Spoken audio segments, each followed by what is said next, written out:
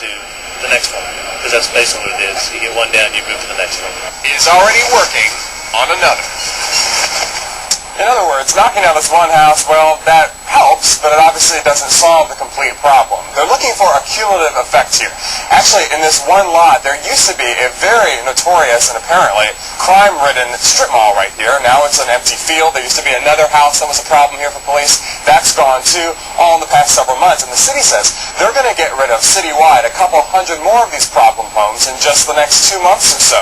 So they're hoping that this land is now ripe for redevelopment.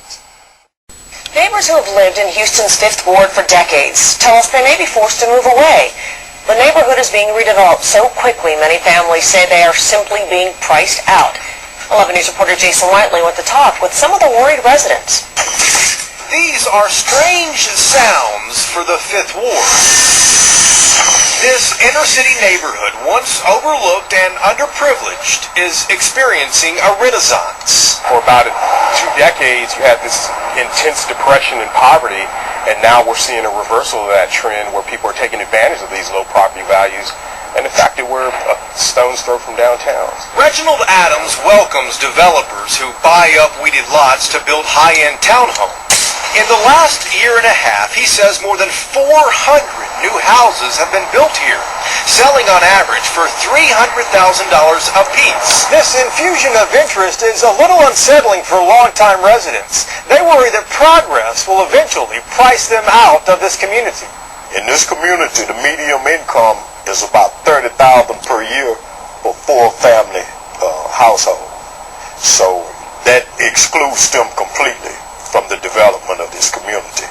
It's saying like, hey, you guys get out so you can make room for us. Christopher Christie grew up in this wood frame house. This is my mother, my grandfather. A house his family has owned since World War II. But as property values rise, so will taxes, forcing low-income, long-time residents to leave. There was a big ceremony in Bayview Hunters Point today to mark the closing of the old PG&E power plant, a closure that is part of the city's ambitious redevelopment plan for 1,300 acres in the Bayview. The city will pour in $188 million for redevelopment. Gentrification is a sore point. How many residents can afford a Bayview house like this one, for sale for $798,000? Local journalist and activist Ace Washington calls the Bayview plan a land grab. I have very deep concerns about it. Historically, the redevelopment agency was put here as a result of the master plan back in the 40s to for urban renewal. Most of us in the field will know it as neighborhood renewal.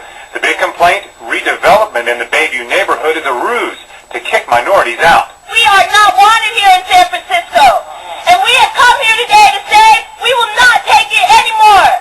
And in fact, the numbers don't lie. In San Francisco, the number of black people has dropped 23% from 2000 to 2005. The same goes for Oakland.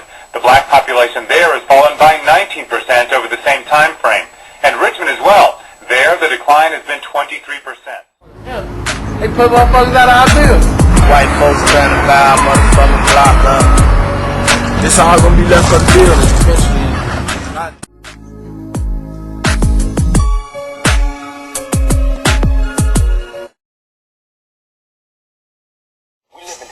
We live in the gutter. We are living in a war zone. We got us stacked up 80 deep in one building. Same crime element that white people are scared of, black people are scared of. While they waiting for legislation to pass and everything, we next door to the killer. All them killers that they letting out, they right there in that building. Just because we black, we get along with the killers or something? What is that? We need protection too. I lost 3 loved ones. 1 year I went to 30 funerals. Had a grandson shot last year. Caught in the crossfire in Oakland, 2 young children. Their mother was putting them in the car Saturday when they were grazed by bullets meant for someone else.